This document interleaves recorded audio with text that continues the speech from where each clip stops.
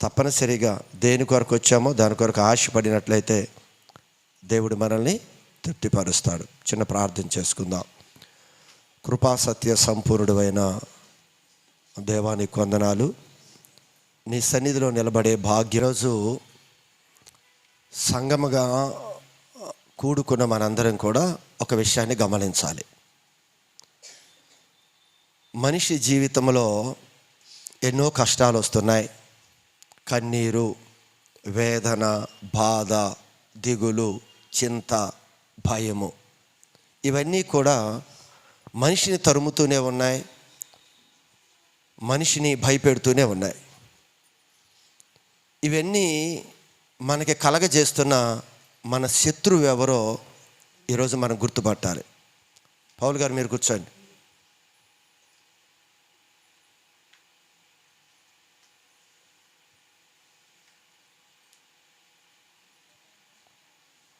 అర్థమవుతుందా? ఈ శ్రమకి, ఈ వేదనకి, బాధకి, దుఃఖానికి, ఇలాంటి పరిస్థితులకి కారకుడు ఎవరు? ఎవరు ఈ శత్రువు? ఆ శత్రువు ఎవరో మనం గుర్తుపట్టగలిగితే మన జీవితాలు క్షేమకరంగా ఉంటాయి. ఈరోజు మనందరి జీవితాల్లో, మన వ్యక్తిగత జీవితాల్లో వస్తున్న భయాలు ఎన్నోకమైనవి ఉన్నాయి. ఎన్నో రకాలుగా వేదనలు చెందుతూనే ఉన్నాం. మరి ఏంటి ఈ పరిస్థితి అని మనం అనుకుంటున్నామే, కానీ ఈ పరిస్థితికి కారకులు ఎవరో మనం గుర్తుపట్టడానికి మనం ప్రయత్నం చేయటం లేదు. ఎవరు దీని కారకులు? దేవుడు మన సృష్టించి మనకు రక్షణ ఇచ్చి ఆయన ఈరోజు మనకి దుఃఖానికి, శ్రమకి దేవుడు కారకుడా? లేదా అపవాదైన సాతాను మనకి పరిస్థితికి, దుఃఖానికి శత్రువు అపవాద? దేవుడా శత్రువు? అపవాద శత్రువు? ఎవరు శత్రువు? ఎవరి వల్ల మన జీవితాలు ఎలా అయిపోయాయి? ఇప్పటికీ భయపడిపోతున్నాం. ప్రభు నమ్ముకున్నాం, ప్రభువులో ఉంటూ కూడా వేదనలు చెందుతున్న కుటుంబాలు ఉన్నాయి.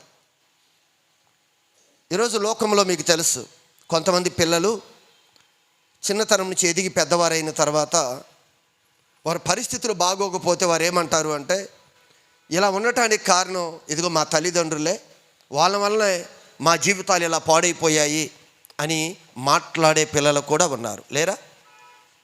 మా తల్లిదండ్రుల వల్లే మా జీవితాలు ఇలా అయిపోయాయి అని ఈరోజు మనుషులు తల్లిదండ్రులను నిందించే వారు కూడా కొంతమంది లేకపోలేదు. ఈరోజు క్రైస్తవులు కూడా అదేవిధంగా మన తండ్రి అయిన దేవుని నిందించేవారిగా ఉన్నారు. ప్రభు నమ్ముకున్నాం, ప్రభు ఏం చేశాడు? ప్రభు నమ్ముకున్న తర్వాతే కదా మనకి కష్టాలన్నీ అలానే ఉన్నాయి. ప్రభు నమ్ముకున్న తర్వాత ఏమైనా కష్టాలు తీరాయా? మా కుటుంబంలో సమాధానం ఏమైనా వచ్చిందా? ఇంకా ఈ కష్టాలు ఎక్కువైపోతున్నాయి, శోధన ఎక్కువైపోతుంది, శ్రమలు ఎక్కువైపోతున్నాయి. ఇవన్నీ కూడా దేవుని యొద్దకు రావటం వలనే మాకు సంభవిస్తున్నాయి అని మాట్లాడే క్రైస్తవులు కూడా ఉన్నారు. అయితే ఈ శత్రువు ఎవరో మనం గుర్తుపట్టాలి. దేవుడు ఆ పరిస్థితిని మనకు తీసుకొచ్చాడా? ఆయనే మనకు శత్రువా అని ఒకవేళ ఆలోచిస్తే, దేవుడు ఆదాముని సృజించినప్పుడు ఏ దుఃఖము, ఏ బాధ, ఏ భయము ఆదాముకి లేదు. ఏ శ్రమ, చెమటోర్చి కన్నీరు కార్చే పరిస్థితులు మనిషి జీవితంలో లేదు. దేవుడు అలాంటి జీవితం మనిషికి ఇవ్వలేదు అని గత దినాల్లో కూడా మనం మాట్లాడుకున్నాం. అయితే దేవుడు అంతా మంచే ఇచ్చాడు. ఈరోజు శ్రమకి గల కారణం ఏమిటి? ఆదాము అంత సుఖంగా ప్రదేశంలో ఉన్న ఆదాము యొక్క జీవితము దుఃఖమయంగా మారిపోవటానికి కారణం ఏంటి? శత్రువు ఎవరు? మాట్లాడాలి. ఎవరు శత్రువు? ఎవరి వలన ఆదాము జీవితం అలా అయిపోయి దుఃఖంలో, వేదనలోకి నెట్టబడ్డాడు ఆదాము? ఎవరు? దేవుడా శత్రువు? దేవుడు చేశాడు ఆదాముకి ఆ పరిస్థితి? మీరు అనొచ్చు, దేవుడే కదా నెట్టేసింది తోటలో నుండి, అందుకే కదా ఆయనకు వచ్చిన శ్రమలు, లేకపోతే మనిషికి ఆ శ్రమలు ఉండే కాదు కదా అని మాట్లాడే కొంత గుంపు ఉంది. కానీ మనమేమనుకుంటున్నాం, ఈ శ్రమలకి, వేదనకి, దుఃఖాలకి, భయాలకి, ఇలాంటి పరిస్థితులు క్రైస్తవులుగా మనం అనుభవిస్తున్నాం కదా ఇప్పటికీ కూడా. మరి ప్రభు నమ్ముకుని కూడా ఇంత కష్టంలో జీవిస్తున్న మనకి ఎవరు శత్రువు? కారకుడు ఎవరంటారు మనకి శత్రువు? ఏమ్మా, మనకి ఇంత శ్రమకి ఎవరు కారణం? ఆదాము ఆ శ్రమలు పొందటానికి, ఆ ఏదోను తోటలో నుంచి బయటికి నెట్టివేయబడటానికి ఎవరు కారణం? మాట్లాడాలి.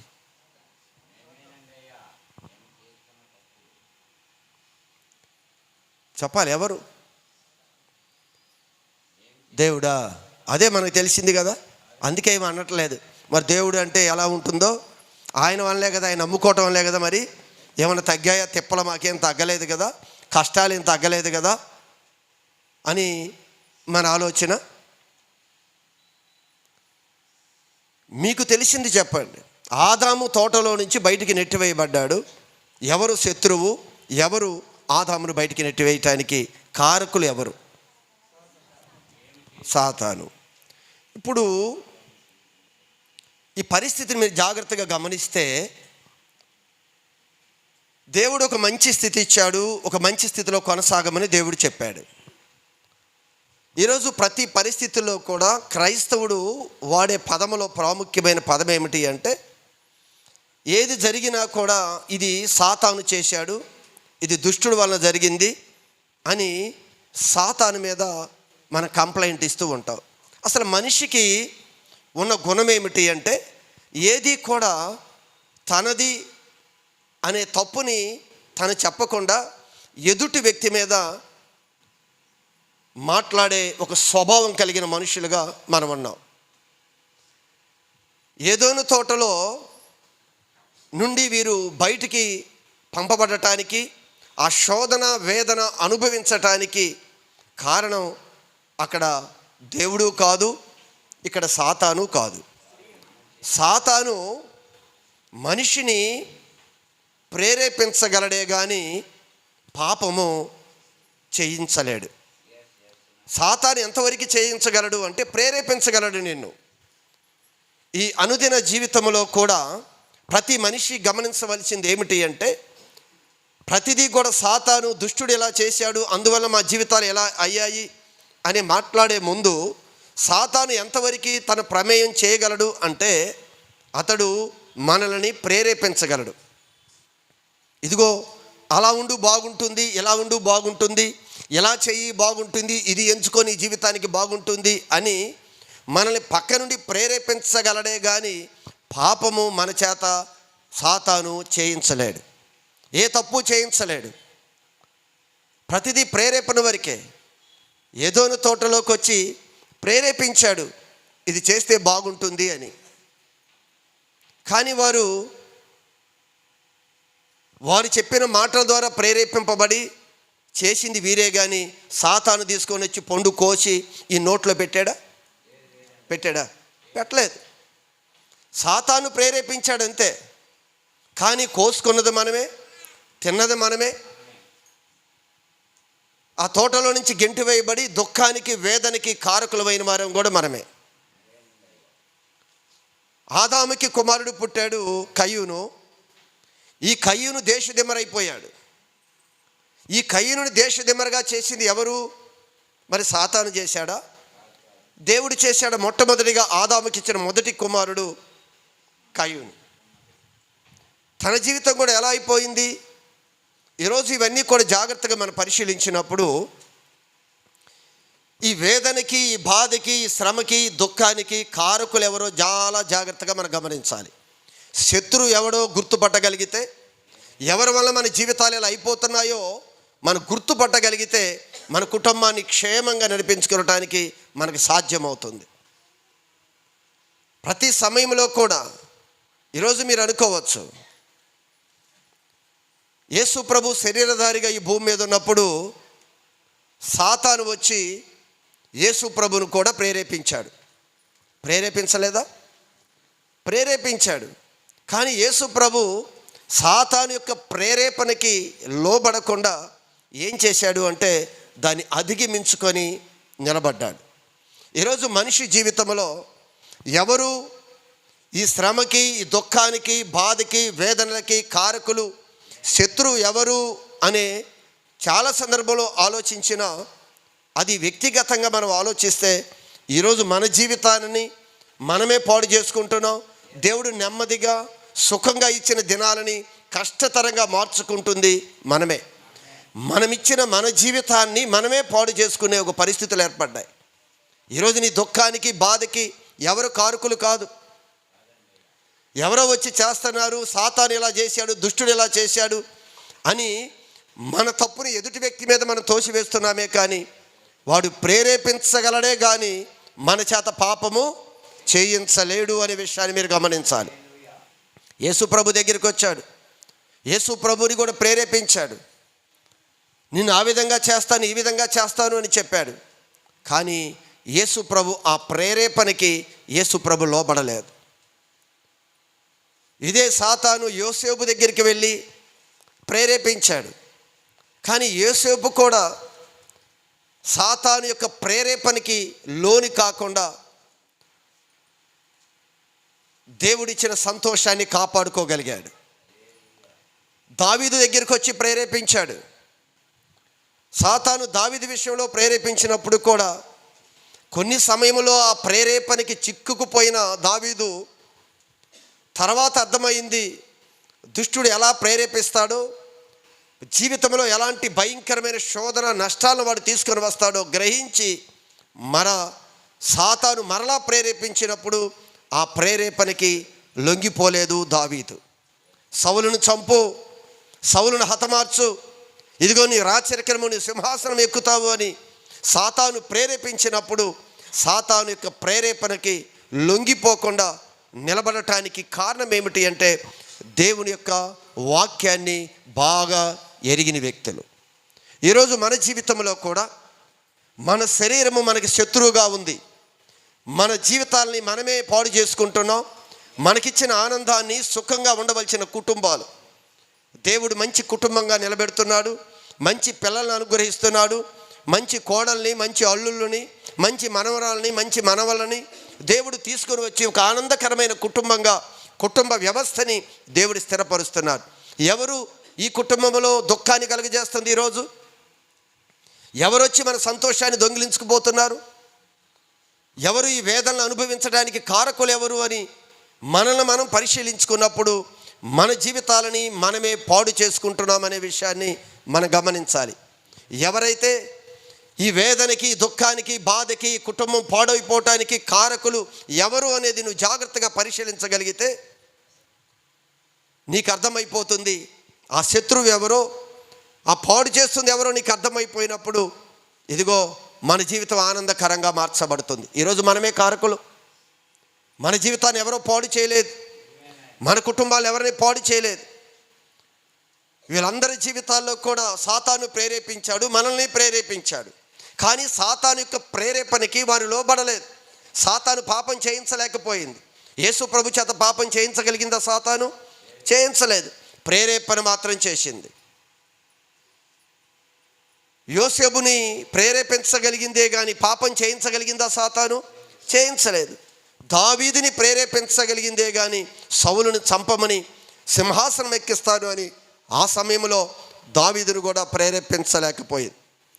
దావీదు రాజుగా అయిన తర్వాత కొన్ని ప్రేరేపణలలో దావీదు ఆ ప్రేరేపణకు లోనైపోయాడు.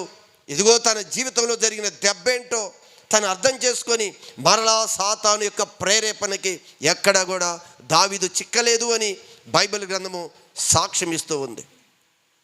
ఆ ఒక్క విషయంలోనే సాతాను యొక్క ప్రేరేపణకి లోనైపోయాడు. కానీ దావీదు తన జీవిత కాలంలో మరి ఎప్పుడూ కూడా సాతాను యొక్క ప్రేరేపణకి లోనవ్వలేదు, పాపానికి చిక్కుబడలేదు అని బైబిల్ గ్రంథం దావీదు గురించి సాక్ష్యం ఇస్తూ ఉంది. ఈరోజు మన జీవితాల్లో కూడా ఎవరు శత్రువు? అపవాది శత్రువా? ఒకవేళ దేవుడు ఎలాంటి జీవితాన్ని మనకి ఇచ్చాడా అంటే దేవుడు మనకి ఇవ్వలేదు. సాతాను ఈ కష్టాలకి, శోధనలకి వాడు కూడా కారకుడు కాదు. మనమే మన జీవితాలను పాడు చేసుకుంటూ ఉన్నాం. మన ఆత్మీయ జీవితాలని ఎలా కట్టుకుంటున్నామో మనం పరిశీలించాలి. బైబిల్ గ్రంథంలో ఒక వాక్యాన్ని మనం చదవగలిగితే చూడండి, పరిశుద్ధ గ్రంథమైన బైబిల్లో తిమోతికి రాసిన 2వ పత్రికని ఒకసారి మనం జ్ఞాపకం చేసుకుందాం. అపోస్తులుడైన పౌలు తన కుమారుడైన తిమోతికి రాసిన 2వ పత్రిక 1వ అధ్యాయము 7వ వాక్య భాగంలో ఒక చక్కని మాటని ప్రభు మన కొరకు సిద్ధపరిచి మనతో మాట్లాడుతున్న మాటల్ని మనం గమనిద్దాం. దేవుడు మనకు జాగ్రత్తగా చూద్దాం. దేవుడు మనకి ఏమి అనుగ్రహించాడు? ఈరోజు మనిషిని ఈ భూమి మీదకి పంపిస్తున్న దేవుడు మనిషిని బలహీనుడిగా పంపించలేదు. ఈ కష్టాల మధ్య, దుఃఖాల మధ్య, శోధనల మధ్య జీవించాలని దేవుడు మనం పంపించలేదు. ఈ తిమోతికి రాసిన పత్రికలో ప్రభు అంటున్నాడు, దేవుడు మనందరికీ శక్తి, ప్రేమయు ఇంద్రియ నిగ్రహము గల ఆత్మనే ఇచ్చాడు. ఇంద్రియ నిగ్రహము కలిగిన ఆత్మనే దేవుడు మనకి ఇచ్చాడు అని బైబిల్ సాక్ష్యం ఇస్తూ ఉంది. ఈరోజు దేవుడు మనకి ఏమి ఇచ్చాడు అంటే బలాన్ని ఇచ్చాడు, శక్తిని ఇచ్చాడు. అందుకే దేవుడు మాట్లాడతాడు, నువ్వు పరాక్రమము కలిగిన బలాఢ్యురాలివి, పరాక్రమము కలిగిన బలాఢ్యుడివి. దేవుడు బలాన్ని ఇచ్చాడు మనకి, దేవుడు శక్తిని ఇచ్చాడు. దేవుడు ఈ లోకంలో పిరికివారిగా మనం తయారు చేయలేదు. దేవుడు ధైర్యవంతులుగా దేవుడు తయారు చేశాడు. దేవుడు ప్రేమ స్వరూపి, మనలో కూడా అలాంటి ప్రేమతో నింపి ఆయన ఈ భూమి మీదకి తీసుకొని వచ్చాడు. అందుకే రాయబడి ఉన్న మాటలో దేవుడు మనకేమి అనుగ్రహించాడు అనే విషయాన్ని గమనిస్తే, దేవుడు నీకు శక్తిని అనుగ్రహించాడు, ప్రేమను. దేవుడు తన ప్రేమామయుడు అయిన దేవుడు మనలో కూడా అలాంటి ప్రేమని కుమ్మరించాడు. ఆయన మనలో కూడా అలాంటి ప్రేమలోనే ఉంచాడు. 3వది అంటున్నాడు అక్కడ, ఇంద్రియ నిగ్రహ కలిగిన ఆత్మని నేను మీకు అనుగ్రహించాను అని చెప్పాడు. పిరికివారిగా చేయలేదంట, బలవంతులుగా చేశాడంట, ప్రేమ కలిగిన వారిగా దేవుడు చేశాడంట. ఇంద్రియ నిగ్రహించుకునే గలిగే ఒక ఆత్మను దయచేశాడు. ఈరోజు మనిషి ఎందుకు తన జీవితాన్ని పాడు చేసుకుంటున్నాడు అంటే, ఈ ఇంద్రియ నిగ్రహము కలిగిన ఆత్మని దేవుడు మనకు అనుగ్రహించాడు. దేవుని దగ్గర సహాయాన్ని అడిగి మన బలవంతులుగా కాలేకపోతున్నాం. ఈ లోకంలో ఓడిపోతే, ప్రభువా మేము బలహీనులం కదా నాయన అని ప్రభుతో చెప్పొచ్చు. ప్రభు అంటున్నాడు, నిన్ను బలవంతుడిగా చేశాను, నిన్ను ప్రేమతో నింపాను. 3వది ఇంద్రియ నిగ్రహం కలిగిన ఆత్మని నేను మీలో పెట్టాను. దేవుడు అన్నీ పెట్టి నడవమని చెప్పాడే కానీ ఏమీ పెట్టకుండా బలహీనుడిగా చేసి నీవు ఈ లోకంలో నడువు అని దేవుడు చెప్పలేదు. అన్నీ ఇచ్చాడు పుష్కలంగా, మనకి అన్నీ సమృద్ధిగా ఇచ్చాడు. మనకేం కావాలో భూమి మీద అన్నిటితో నింపి ఈరోజు ఈ లోకంలో నడవమని దేవుడు మన ముందుకు పంపిస్తూ ఉన్నాడు. అందుకే ఈరోజు క్రైస్తవుడు గ్రహించాలి, దేవుడిచ్చిన ప్రేమలో నుంచి పాడు చేసుకుని బయటికి వెళ్ళిపోతున్నాడు క్రైస్తవుడు. దేవుడు బలవంతుడిగా చేస్తే బలహీనుడిగా మారిపోతున్నాడు క్రైస్తవుడు. ఇంద్రియ నిగ్రహం కలిగిన ఆత్మను దేవుడిస్తే ఈరోజు ఇంద్రియ నిగ్రహణ లేని వ్యక్తులుగా మన లోకంలోకి వెళ్ళిపోతున్నాం. ఈరోజు ఇవన్నీ మనం గ్రహించగలిగితే పోగొట్టుకున్న సంతోషాన్ని మనం ఎలా పొందుకోవాలో, ఏ విధంగా మన దుఃఖంలో, శోధనలో మనం ఎలా వెళ్ళిపోయామో, ఎలా మనం పాడు చేసుకున్నామో గ్రహించగలిగితే తిరిగి మనం పొందుకోవటానికి అవకాశం ఉంటుంది. దేవుడు మనిషికి ఇంద్రియ నిగ్రహం కలిగిన ఆత్మనిచ్చాడంట. జ్ఞానేంద్రియాలు ఎన్ని మనకి గత దినాల్లో కూడా నేను చెప్పాను. ఎన్ని జ్ఞానేంద్రియాలు? 5 జ్ఞానేంద్రియాలు ఉన్నాయి మనకి. ఈ 5 జ్ఞానేంద్రియాల ద్వారానే మనం నడిపించబడతాం. ఈ 5 జ్ఞానేంద్రియాల ద్వారా ఈ మానవ జీవితం ముందుకు కొనసాగుతూ ఉంది. ప్రభు అంటాడు, వీటిని నిగ్రహించుకునే కలిగే ఆత్మను కూడా నేను మీకు ఇచ్చాను. ఈ ఇంద్రియాలు ఏ విధంగా నిగ్రహించుకోవాలో కలిగిన ఆత్మను దేవుడు మనకిచ్చాను అని దేవుడు వాక్యం సెలవిస్తూ ఉంది. అంటే ఏమిటి 5 జ్ఞానేంద్రియాలు చెప్పండి? కళ్ళు, చెవులు, ముక్కు, నాలుక, చర్మం. ఈ 5 జ్ఞానేంద్రియాలు. ఇక్కడ ప్రభు అంటాడు, ఇది నిగ్రహించుకొనగలిగే శక్తి కలిగిన ఆత్మని నేను మీకు అనుగ్రహించాను అని చెప్పాడు. ఇవే ఈరోజు మన జీవితంలో ఇది నిగ్రహించుకోకపోవటం వలన సాతాను ప్రేరేపించిన వెంటనే మనము నిగ్రహించుకోలేక ఇదిగో మనం ఆ పని చేయటానికి ముందుకు వెళ్ళిపోతున్నాం. ఇదే కారణం.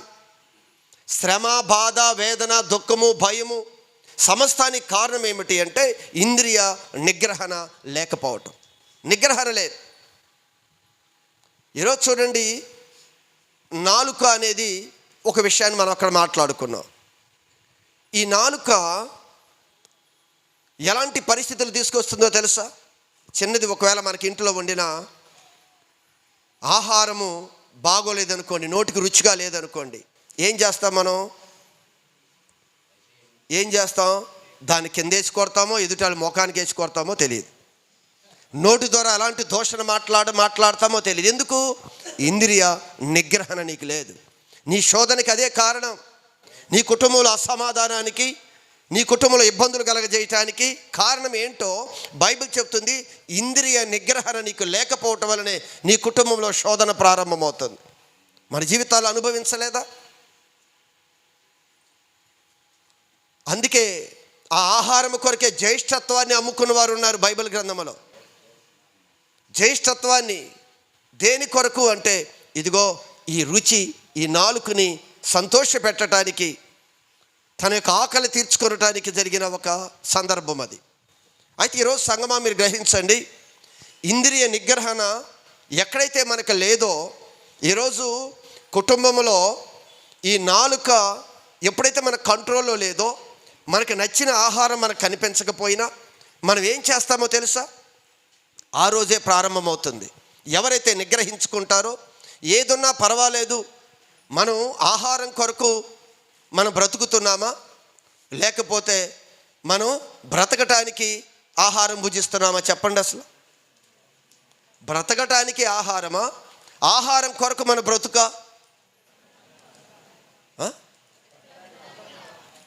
రెండు చెప్తున్నారు. ఆహారం పుచ్చిపోయిద్ది, ఆహారం పాడైపోయింది గోడౌన్లో అని తినటానికి మనం పుట్టామా? మనం బ్రతకటానికి ఆహారం భుజిస్తున్నామా? మన బ్రతకటానికి మాత్రమే ఆహారాన్ని భుజిస్తున్నాం. ఆహారం కొరకు కాదు మనం పుట్టింది. మన కొరకు ఆహారం దేవుడు సృష్టించాడు. ఈరోజు అదే ఆహారము నిన్ను బ్రతికించడానికి దేవుడిని ముందుకు తీసుకొచ్చినప్పుడు మనం ఏం చేస్తున్నాం? ఆ ఆహారాన్ని బట్టి ఈ నాలుకకు రుచి లేదని చెప్పి మనం ఎలా మాట్లాడతామో తెలుసా? భార్యనైనా, భర్తనైనా, పిల్లల తల్లిదండ్రులనైనా, ఎందుకు కుటుంబంలో మీరు చాలా జాగ్రత్తగా గమనించండి. కేవలం ఆహారం దగ్గర ఎన్ని కుటుంబాల్లో అసమాధానాలు వచ్చాయి, ఎన్ని కుటుంబాల్లో దూషణ మాటలు వచ్చాయి, ఎన్ని రకాలుగా అసభ్యకరమైన మాటలు మనం మాట్లాడుకుంటున్నామో తెలుసా? అందుకే ప్రభు చెప్తూ ఉన్నాడు, ఇంద్రియ నిగ్రహణ నీలో లేదు కనుక ఈరోజు శోధనకి కారకుడు నీవే, శత్రువు నువ్వే. నీ కుటుంబాన్ని పాడు చేసుకుంటుంది. నీ కుటుంబాన్ని ఆనందకరంగా ఉండాలని దేవుడు కోరుకుంటే కావాలని దాన్ని చెరిపి వేసుకున్న వ్యక్తులుగా ఈరోజు దేవుడు మనల్ని చూపిస్తున్నాడు, మన ఎదుటి వ్యక్తిని కాదు. అందుకే ప్రభు అన్నాడు, ఏది నిన్ను అభ్యంతరపరుస్తుందో దాన్ని తీసి పక్కన పెట్టు. పక్కన పెట్టకపోతే నువ్వు పూర్తిగా నిత్యాగ్నిలోకి వెళ్ళిపోతావు. నీకు ఏది అభ్యంతరపరుస్తుంది? నీ నాలుక, నీ కన్ను, నీ చెవె, నీ చర్మమా, నీ ముక్క, ఏది నేను అభ్యంతరపడుతుందో దాన్ని నువ్వు పక్కన పెట్టు. దానికి సంబంధించిన ఏదైతే ఉంటాయో వాటి నువ్వు ఓర్చుకొని ఆ విషయంలో నువ్వు సహించగలిగితే నీ కుటుంబంలో తిరిగి సమాధానం వస్తుంది. నీ కన్ను అభ్యంతరపరిచిన ఎడలా, కన్నుతో చూస్తున్నావు, చాలా దృశ్యాలు మనం చూస్తున్నాం కంటితో ఏ దృశ్యాన్ని అయితే చూస్తున్నామో అది కావాలని ఎప్పుడైతే దుష్టుడు ఒకవేళ మనం ప్రేరేపించిన తర్వాత ఇదిగో దేవుడు అంటున్నాడు, ఆ ఇంద్రియ నిగ్రహం కలిగిన ఆత్మను నేను నీకు ఇచ్చాను. నిగ్రహించుకో. నీ కంటితో చూసినది నువ్వు పొందుకోవాలని కాదు, కానీ నిగ్రహించుకోవాలి అనేది దేవుడి వాక్యం చెప్తున్న ఒక సత్యం. ఇది చాలా సందర్భంలో ఆ నిగ్రహణ లేక భక్తులు ఏ విధంగా అయిపోయారో మన ముందు చూపించాడు. మన జీవితంలో కూడా ఈ ఇంద్రియ నిగ్రహణ లేక మనం ఎన్నిసార్లు ఇదే తప్పుడు పనులలోకి జారిపోయి మన ఆత్మీయ జీవితాలు పాడు చేసుకున్నామో అది మనకి తెలుసు. మరలా ఈరోజు ఈ 2022 సంవత్సరంలోనికి ప్రవేశించిన మనము కూడా గత దినంలో ఏదైతే మన జీవితంలో సంతోషం లేకుండా చేశాయో మరలా పోగొట్టుకున్న దాన్ని అంతటిని తిరిగి మనకివ్వటానికి ప్రభు చెప్తున్నాడు, ఇంద్రియ నిగ్రహము కలిగిన ఆత్మని నేను మీకు అనుగ్రహించాను. హల్లెలూయా, హల్లెలూయా. అది జ్ఞాపకం చేసుకోమంటున్నాడు. సాతాను కాదు ప్రేరేపించింది. ఈరోజు లోకంలోకి వెళతాం, లేదా మన కుటుంబంలో కొన్ని మాటలు మాట్లాడతాం. ఎదుటి వ్యక్తి నిన్ను దూషించాడు అనుకుందాం, ఎదుటి వ్యక్తి నీ మీద నిందలు వేశారు అనుకుందాం. మనల్ని ప్రభు మనం ఏం చేస్తాం, ఎప్పుడైతే వారు మాట్లాడారో వాడికి 4 తిరిగి మాట్లాడతాం. అప్పుడే యుద్ధం ప్రారంభమైపోయింది, అప్పుడే అసమాధానం ప్రారంభమైపోయింది, అప్పుడే గొడవలు ప్రారంభమైపోయాయి, అప్పుడే దెబ్బలాటలు, కొట్టలాటలు, కోర్టులు, షుగర్లు పెరిగిపోతాయి, బీపీలు పెరిగిపోతాయి. ఎక్కడి నుంచి వస్తాయి ఇవన్నీ? మనం చేస్తున్న పరిస్థితులు చాలా జాగ్రత్తగా గమనించాలి.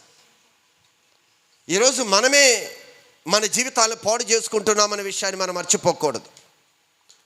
ప్రభు ఏం చెప్పాడు, ఈరోజు ఎందుకు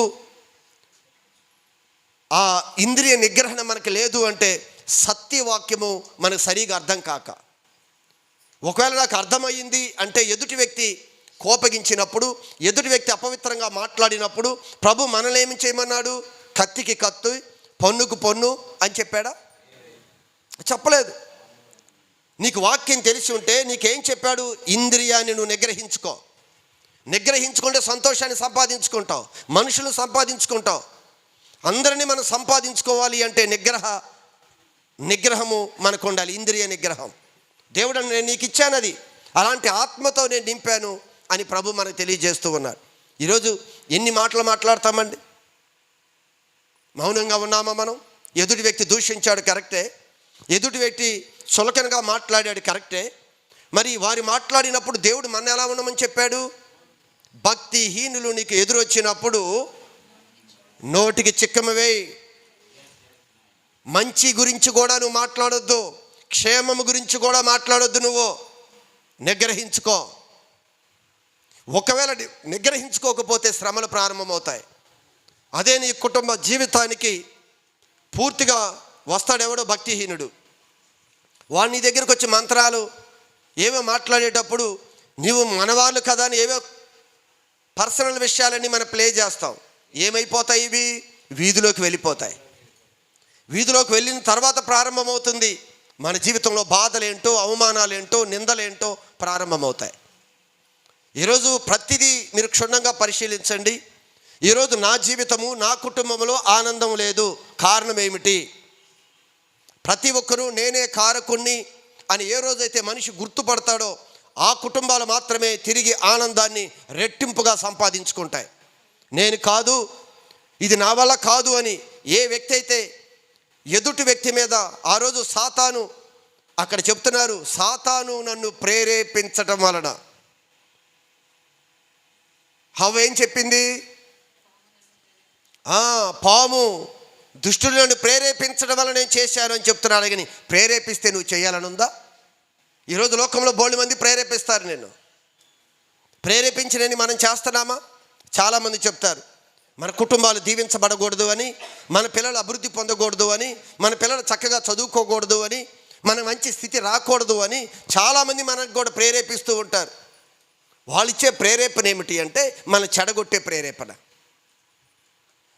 మనం ఏదో మంచిది తీసుకోవాలి అంటే ఒకవేళ అది తీసుకుంటే మనం గొప్పవారు అయిపోతామేమోనని, అది వద్దులేండి దానికి ఆ ఇబ్బందులు ఉన్నాయని మనం ఏం చెప్తాం? ప్రేరేపించి ఆ మంచిలోకి వెళ్లకుండా చెడగొట్టే ప్రేరేపణలు ఉన్నాయి. కానీ మనం ఏం చేస్తాం? వాళ్ళు చెప్పినది కొన్ని సందర్భాల్లో వినం. మనం కూడా ఆలోచించి, ఇదిగో వారు ఇలా చెప్తున్నారు, ఇది మనం తీసుకుంటే ఎంతవరకు ప్రయోజనం, అది తీసుకోకపోతే ఎంతవరకు నష్టం, ఏం జరుగుతుంది అని మనం ఆలోచిస్తాం. ఆలోచించమా? ఆలోచించమా? చాలామంది మన మోసంలో నెట్టివేస్తారు. వివాహాలు కుదిరినాయి అనుకోండి, ఏదో ఒకటి కట్టేసితే వాళ్ళ కర్మాలు అనుభవిస్తారు అని ఈర్ష్య, అసూయ ఉందనుకోండి, ఏం చేస్తారు? అమ్మ పలానా చాట ఉంది సంబంధం,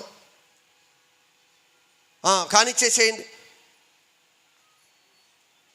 తర్వాత ఏదైతే అది అవుతుంది. మనం ఎలా ప్రేరేపిస్తాడు అంటే నిన్ను ఒక ఊబిలోకి నెట్టుకు వెళ్ళటానికి ప్రేరేపిస్తూనే ఉంటాడు. ఒకవేళ కానీ వాళ్ళు ప్రేరేపించే విషయంలో ఎంతవరకు అది కరెక్టు, ఎంతవరకు నష్టం, ఎంతవరకు లాభం అనేది మన వివాహాల్లో చాలా పరిశీలిస్తాం. అలాంటిది ఈరోజు కుటుంబము ఆనందకరంగా లేకుండా దుఃఖకరంగా మారే పరిస్థితులు మన కుటుంబాల్లో ఉన్నాయి. మనకు అన్ని లోకంలో నుంచి వచ్చినప్పుడు మనం ఏమైనా పరిశీలిస్తున్నామా చెప్పండి?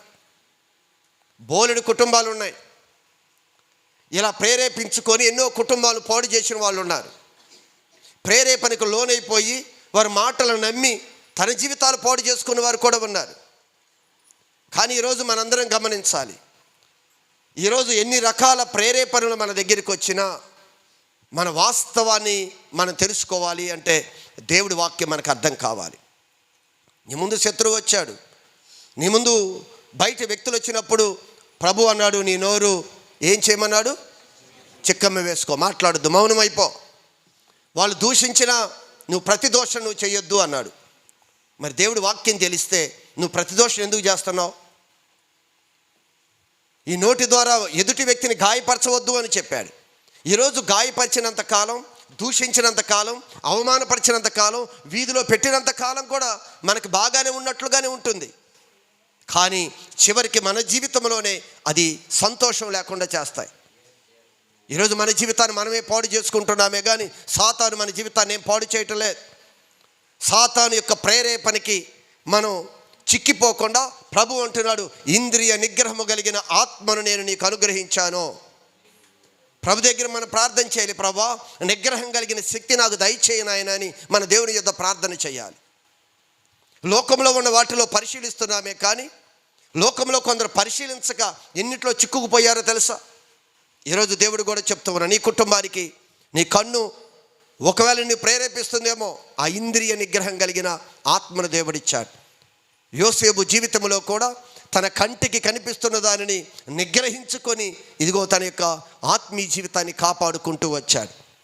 ఈరోజు మన అందరి జీవితంలో కూడా ఈ కష్టాలు బాధలన్నీ పోవాలి అంటే ఈరోజు నుంచి మన దేవుని యొక్క వాక్యం అర్థమైతే, ప్రభా ఎలా ఉండమన్నాడో, ఎలా మాట్లాడమన్నాడో, ఎలా నిదానించమన్నాడో, ఇవి ఎవరైతే మనం తెలుసుకోగలుగుతామో వారందరూ కూడా ఇదిగో తిరిగి పోగొట్టుకున్న సంతోషాన్ని వారు పొందుకోగలరు.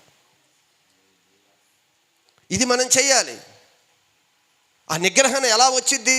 వాక్యాన్ని బట్టి వస్తుంది. నిగ్రహణ ప్రభు ఏం చెప్పాడు నీకు అర్థం కావాలి. ఎదుటివాడు నిన్ను దూషించగానే నువ్వేం చేయాలో ఇదిగో వాక్యం నీతో మాట్లాడుతుంది. నువ్వు ప్రతి దోషణ చెయ్యాలా?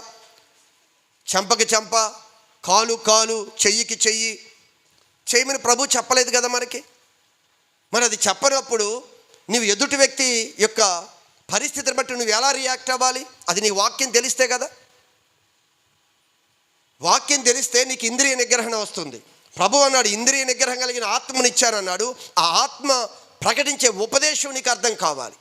ఆయన ఎలా చెప్పాడో అలా నువ్వు ఈ వాక్యం ప్రకారం నిలబడగలిగితే ఎట్టి పరిస్థితుల్లో మనకు అపజయం రాదు. ఎప్పుడు మనం ఓడిపోం. జీవితంలో ఎప్పుడు దుఃఖం రాదు, సంతోషంగా. అందుకే ఆనందించండి, ఆనందించండి, మరలా చెప్పుచున్నాను ఆనందించండి. ఎలా వచ్చింది ఆనందం మాకు? మా పరిస్థితులు ఎలా ఉంటే ఎప్పుడు ఆనందం వచ్చింది? మా కుటుంబాలు ఎలా ఉంటే ఎప్పుడు ఆనందం వచ్చింది? మీ కుటుంబాలు అలా ఉండటానికి కారకుడువు నీవు అని తెలుసుకొని నువ్వు ప్రభు ఎదుట నిలబడు. ప్రభా, నేను ఇప్పటివరకు నా ఇంద్రియాలను నిగ్రహించుకోలేకపోయాను, అందుకే నేను శోధనలోను కష్టంలోను ఇబ్బందుల్లో పడిపోయానయ్యా. ఈరోజు నుంచి ఆ ఇంద్రియాలను నిగ్రహించుకోవటానికి కావాల్సిన ఇదిగో నీ వాక్యాన్ని నాకు తెలియచేయి నాయన. నీ మాటలు నాకు తెలియచేయి. మరలా నా కుటుంబాన్ని నేను కట్టుకుంటాను, మరలా నా కుటుంబాన్ని బాగు చేసుకుంటాను. బాగు చేసుకునటానికి దేవుడి శక్తి మనకు అనుగ్రహిస్తున్నారు. అందుకే కృపగలిగిన దేవుడు, దయగలిగిన దేవుడు ఆయన ఏం చెప్తున్నాడు తెలుసా? ఈ ఆత్మకి శరీరానికి ఉన్న ఒక రిలేషన్ గురించి బైబిల్ ఒక సాక్ష్యం చెప్పింది. చూడండి, బైబిల్ గ్రంథంలో గలతీలకు రాసిన పత్రిక 5వ అధ్యాయము 16వ వాక్య భాగము. గలతీలకు రాసిన పత్రిక 5వ అధ్యాయము 16వ వాక్య భాగము. నేను చెప్పునిది ఏమనగా ఆత్మానుసారంగా నడుచుకొనుడి. ఆత్మ ఏదైతే పరిశుద్ధాత్మ దేవుడు మిమ్మల్ని ఎలా నడవమని, ఎలా మాట్లాడమని, ఎలా నిలవబడమని, ఎలా పొరుగువారితో ఉండమని దేవుని ఆత్మ మీకు ఏమి తెలియచేశాడో ఆ విధముగా ఆ విధంగా మీరు నడుచుకొనుడి నడుచుకోవాలి అంటున్నాడు. అర్థమవుతుందా? ఈ శోధన పోవటానికి ప్రభు చెప్తున్నాడు, ఈ కష్టాలు పోవటానికి ప్రభు చెప్తున్నాడు, నీ కుటుంబాన్ని ఏదోను వనం వలె ఆనందకరంగా తిరిగి తీసుకురావటానికి ఇదిగో పరిశుద్ధ గ్రంథమైన బైబిల్ తెలియజేస్తున్న ఒక వాస్తవాన్ని మనం గ్రహించాలి. ఏం చెప్పాడు? మరలా చదవండి గలతీ పత్రిక. ఆత్మానుసారముగా నడుచుకొనుడి. ఆత్మానుసారంగా దేవుని ఆత్మ ఏ విధంగా మిమ్మల్ని నడవమని మిమ్మల్ని ప్రేరేపిస్తూ మీకు బోధిస్తున్నాడో ఆ ఆత్మ చెప్పిన విధంగానే మీరు అనుసరించండి, ముందుకు కొనసాగండి అని చెప్తూ అప్పుడు మీరు శరీరేచ్ఛను నెరవేర్చరు. అది ఈ శరీరములో ఏదైతే ప్రేరేపింపబడుతున్నావో, ఈ జ్ఞానేంద్రియాలను ఏదైతే ప్రేరేపిస్తున్నాయో అప్పుడు వాటిని మీరు జయిస్తారు. వాటిని మనం ఈ విషయాన్ని చాలా జాగ్రత్తగా మనం గమనించాలి. దేన్ని అనుసరించి నడవాలి? ఆత్మని అనుసరించి మనం నడవాలంట. దేవుని యొక్క సన్నిధిలో దేవుని యొక్క ఉపదేశంలో ఎదుగుతున్నాం, కానీ దేవుని యొక్క ఉపదేశంలో నడవటానికి మాత్రం మనం ఇష్టపడం. అందుకే ఈ పరిస్థితులకు కారణం. దేవుడి మీద నింద వేయటం కాదు, సాతాను మీద నింద వేయటం కాదు, ఇరుగు పొరుగు వారి మీద నింద వేయటం కాదు, ఎందుకు వచ్చాయమ్మా నీ గొడవ అంటే ఎదుటి వ్యక్తి పేరు చెప్పటం కాదు. నా వలనే ఎదుటి వ్యక్తి తప్పుడు మాటలే మాట్లాడారు, ఎదుటి వ్యక్తి కోపగించారు, ఎదుటి వ్యక్తి మన గురించి తప్పుడు సాక్ష్యం చెప్పారు, అయినా నువ్వేం చేయాలి? ఇదిగో ఎలా అంట, ఆత్మానుసారంగా నువ్వు నిలబడాలి. నువ్వు ఆత్మానుసారంగా నువ్వు నిలబడు. ఎదుటి వ్యక్తి ఎన్ని రకాలుగా తంత్రాలు వేసుకొని నీ మీద దాడి చేసినా ప్రభువు నువ్వు మౌనంగా ఉండు. ఆత్మానుసారంగా నువ్వు నిర్ణయం తీసుకొని నువ్వు అడుగులు ముందుకు వేయి. అప్పుడు నీవు జయించగలుగుతావు. అప్పుడు జయిస్తావు సమస్యని, ప్రాబ్లమ్స్ నువ్వు జయిస్తావు. ఏది నీ కుటుంబంలో కూడా మనం దాటిపోదు అనే విషయాన్ని గమనించండి. చాలా సందర్భంలో దేవుడు ఏం చేశాడండి మాకు? నువ్వు ప్రశ్నిస్తున్నావు కదా, ఎన్నాళ్ళ నుంచి నేను దేవుని ఆరాధిస్తున్నాను, దేవుని సేవిస్తున్నాను, ఎందుకు ఈ కష్టాల నుంచి నేను బయటికి రావటం లేదు అని దేవుణ్ణి ప్రశ్నిస్తున్నాం కదా, దేవుని నిందిస్తున్నాం కదా. మనం ఏం చేస్తున్నాం? ఆత్మానుసారంగా నడిచామా? నడిచిన వ్యక్తి అడగాలి, దేవుడు నాకేం చేశాడు అని అడగగలిగితే. అందుకే దేవుడు ఒక మాట అన్నాడు తెలుసా, నీతిని గూర్చి వ్యాజ్యమాడువాడు ఒక్కడ కూడా లేడు.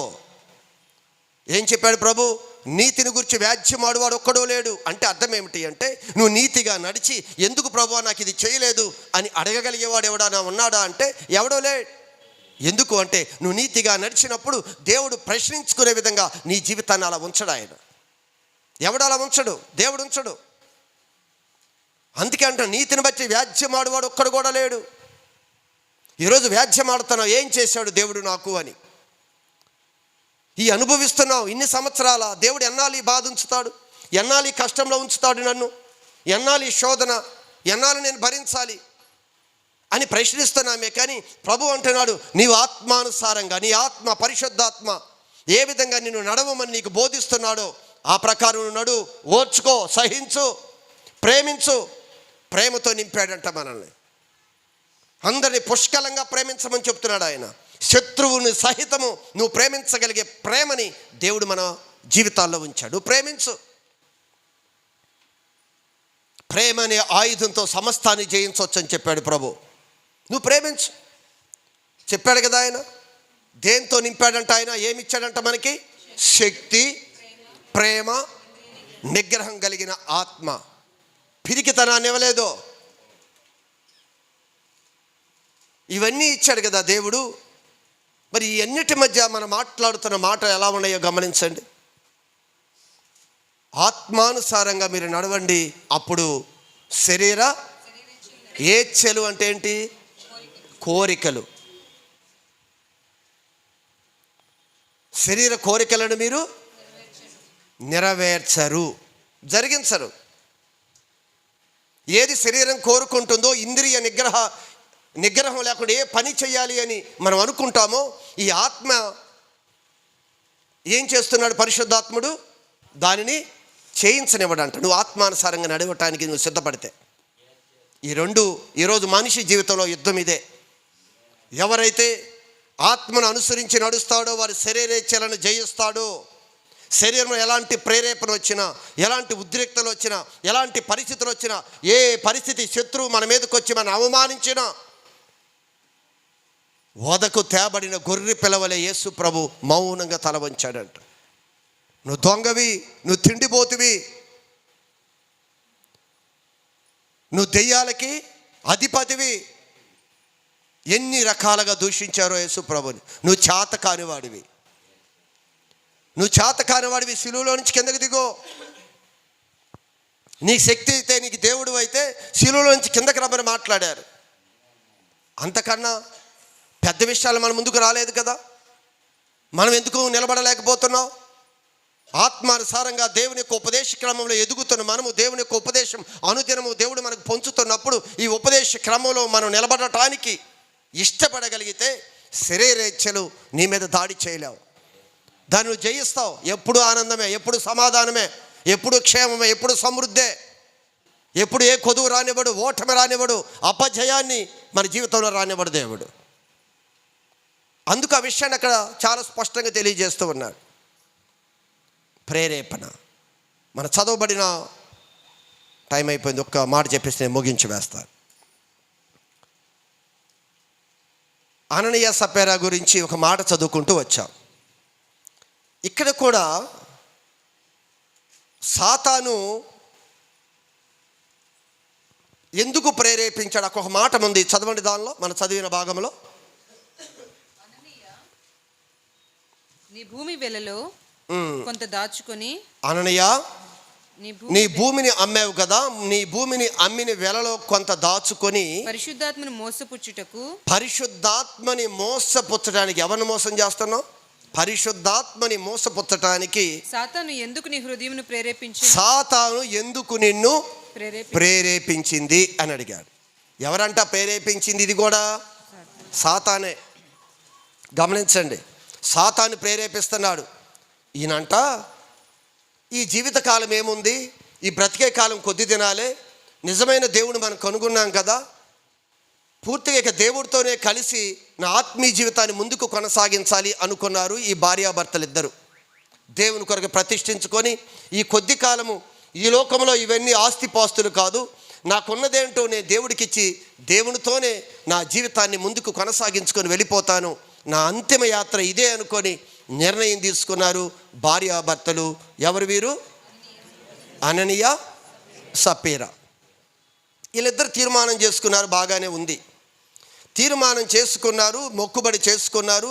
ఇది అమ్మి ఈ వెల తీసుకువెళ్ళి దేవుడి సన్నిధికి విచ్చివేద్దాం, ఇక దేవుడితోనే మనం కొనసాగుదాం. చావు అయినా బ్రతుకైనా, ఎలాంటి కష్టమైనా నష్టమైన ఏదైనా సరే ఇక దేవుడితోనే నేను కొనసాగాలని తీర్మానం చేసుకున్నారు ఈ కుటుంబస్తులు ఇద్దరు. అయితే అనుకున్నారు, కొద్ది దినాలు అయిపోయింది, కొన్ని సంవత్సరాలు గడిచింది.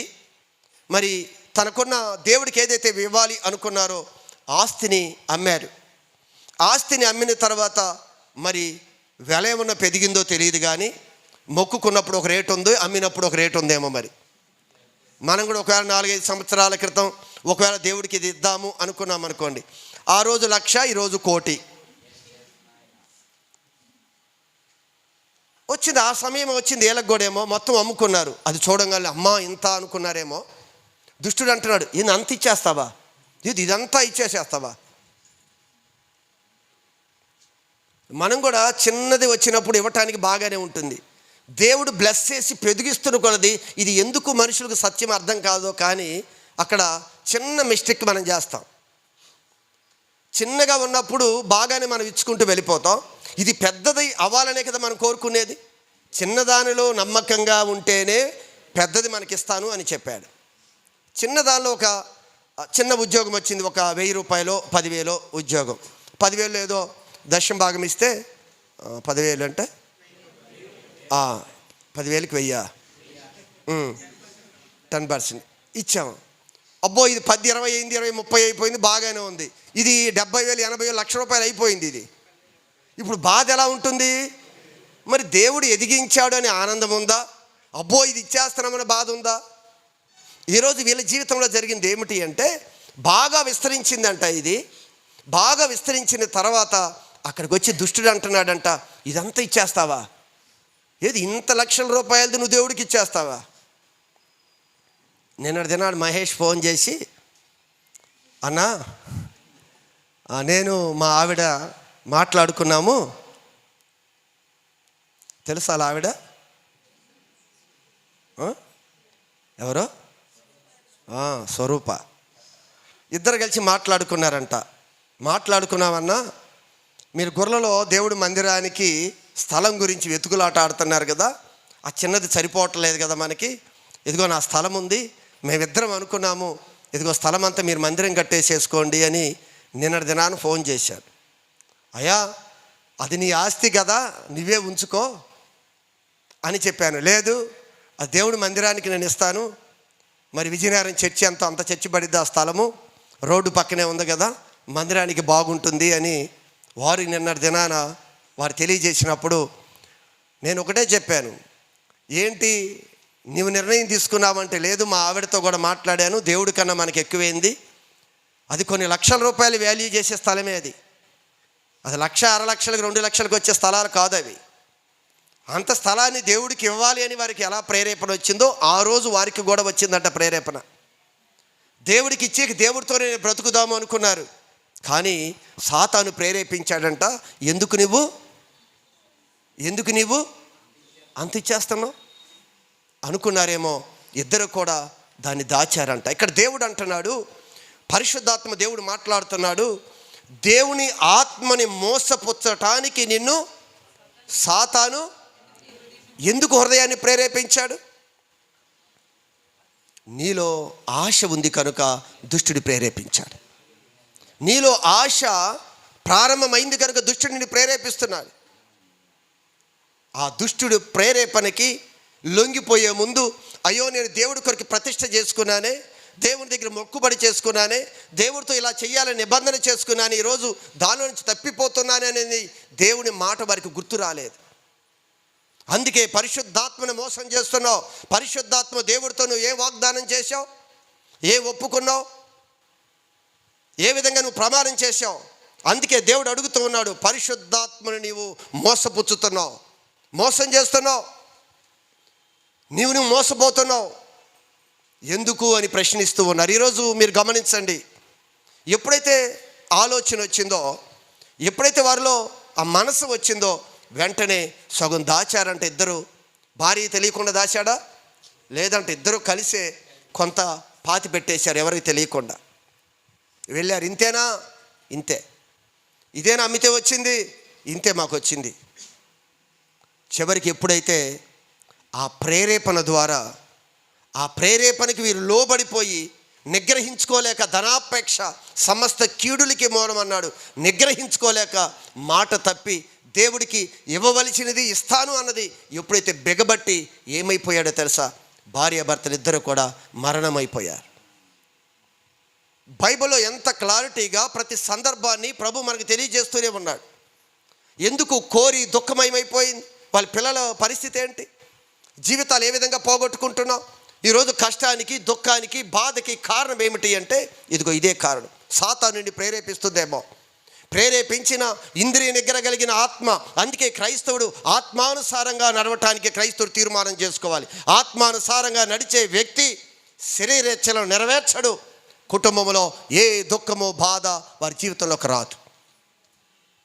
ఒక మంచి తీర్మానం చేసుకుందాం, ప్రభువులో మంచిగా మనం నిలబడదాం. దేవుడు తప్పనిసరిగా మన జీవితంలో ఇప్పుడు వరకు ఉన్న ఈ దుఃఖము బాధ చింత సమస్తాన్ని యేసు నామములో అది కొట్టివేయబడునుగాక. ఆమేన్. హల్లెలూయా, హల్లెలూయా, హల్లెలూయా. పోగొట్టుకున్న దానిని అంతటినీ తిరిగి దేవుడు తీసుకొస్తాను అని చెప్పాడు. వారి గుడారములు క్షేమ నివాసములు, వారి వస్తువులు, వారి జీవితాలు, వారి కుటుంబాలని ఒకవేళ వాళ్ళు పరిశీలించుకొనగా వారు ఏది కూడా పోగొట్టుకోలేదు. మన జీవితంలో ఏది ఏదైతే పోయింది అనుకున్నామో, ఇదిగో ఈరోజు నుంచి ఆత్మానుసారంగా జీవించడానికి తీర్మానం చేసుకుందాం. పోగొట్టుకున్న వాటన్నిటినీ తిరిగి దేవుడు రెండంతలుగా మనకి ఆయన అనుగ్రహించునుగాక. ఆమేన్. ప్రార్థన చేసుకుందాం అందరం.